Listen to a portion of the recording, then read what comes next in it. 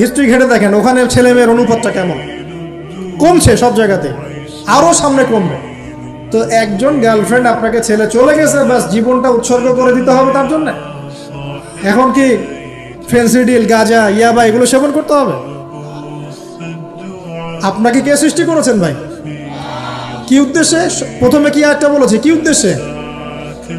আমাকে আল্লাহ পাঠিয়েছেন দুনিয়াতে নামাজ পড়তে, রোজা রাখতে, দিনের প্রচার করতে, দিনের জ্ঞান অর্জন করতে, এই তো। তা আমি একজন মেয়ের জন্য জীবন নষ্ট করে দেবো কেন? আমি তাহলে আল্লাহর কাছে কি মুখ দেখাবো আর নবীর কাছে কি মুখ দেখাবো? ওখানে গিয়ে বলবো আল্লাহ আমি আমার অমুক প্রেমিকার জন্য আশেক হয়ে একদম জীবন দিয়ে দিয়েছি, আত্মহত্যা করেছি? গেছে ভাই, যাইতে দেন। যে ব্যক্তি আপনার অবস্থানকে মূল্যায়ন করে নাই সে আপনার যোগ্য ছিল না। এখন আপনি কি করবেন? নিজের অবস্থান উন্নত করেন, আপনার পিছনে লাইন ধরে ঘুরবে ইনশাআল্লাহ। এটাই বাস্তবতা। দুনিয়া খুব খারাপ জিনিস। মানুষ মানুষের অবস্থানকে মূল্যায়ন করে, মানুষ মানুষের অবস্থানকেই মূল্যায়ন করে, কিন্তু আল্লাহ রাব্বুল আলামিন আপনাকে সর্বাবস্থায় ভালোবাসেন। এই যে আমরা এখন অনেক পাপ করছি না, আল্লাহ কি আমাদেরকে আযাব দিয়ে ধ্বংস করে দিয়েছেন?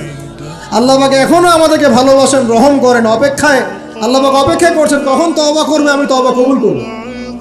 এই কখন আমার বান্দা খালি একবার বলে আস্তাগফিরুল্লাহ, আল্লাহ পাক সাথে সাথে মাফ করে দিবেন।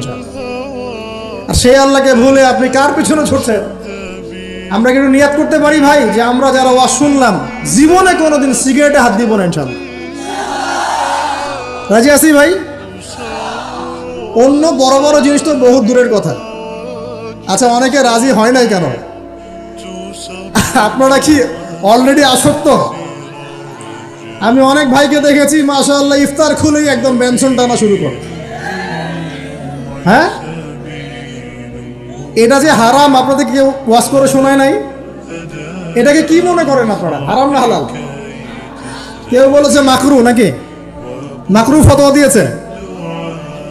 মাকরুহ শব্দের অর্থ জানেন আপনি? মাকরুহ শব্দের অর্থ কি একটু শোনেন। সূরা বনী ইসরাইল খুলবেন। কোন সূরা? সূরা বনী ইসরাইল। আল্লাহ পাক বলছেন আমি বনু ইসরাইলকে এই কাজগুলো করতে নিষেধ করেছেন। কোন কোন কাজ? জেনা করো না, জেনার ধার কাছে যেও না, এতিমের মাল আত্মসাৎ করো না, শিরিক করো না, ইত্যাদি। যারা আলেম আছেন তারা আমার কথা বুঝবেন। এই কাজগুলোর পরে আল্লাহ পাক বলছেন যে এই প্রত্যেকটা কাজ আল্লাহর কাছে মাকরুহ, অপছন্দ। কিসের? অপছন্দ। তাহলে এটাকে আপনি সহজ মনে করছেন? নিয়াত করি আল্লাহ পাকের সন্তুষ্টির জন্য আমরা কোনোদিনও মাদকের সাথে সম্পৃক্ত হব না ইনশাআল্লাহ।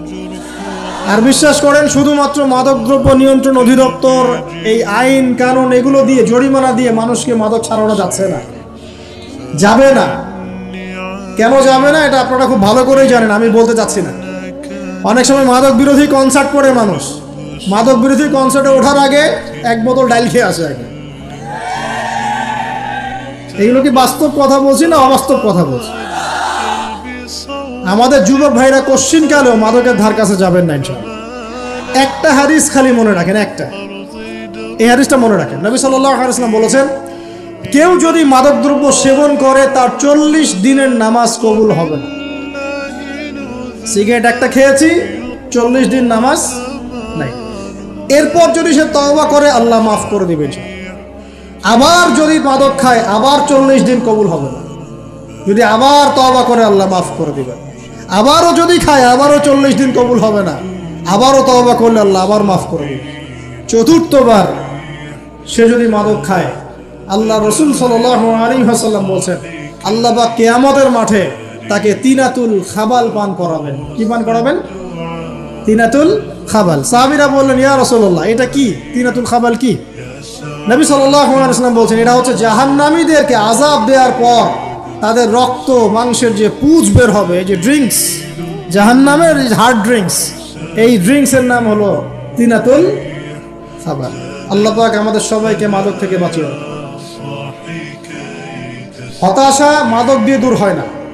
হতাশা দূর হবে বলে দিব 3টা জিনিস, মাত্র 3টা। কয়টা ভাই?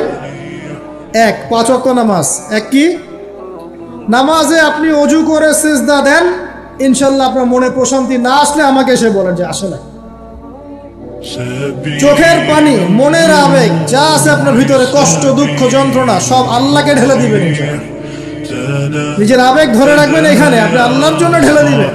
মানুষকে আবেগ দেখা কি লাভ? মানুষ আপনার চোখের পানির মর্ম বুঝবে? মানুষ কি মানুষের চোখের পানির মর্ম বোঝে? আপনার পিতা যদি মারা যায়, আমার কাছে এসে দোয়া চান কান্নাকাটি করে, আমি দোয়া করতে পারবো, কিন্তু আমি কিন্তু আপনার ফিলিংসটা বুঝতে পারবো না।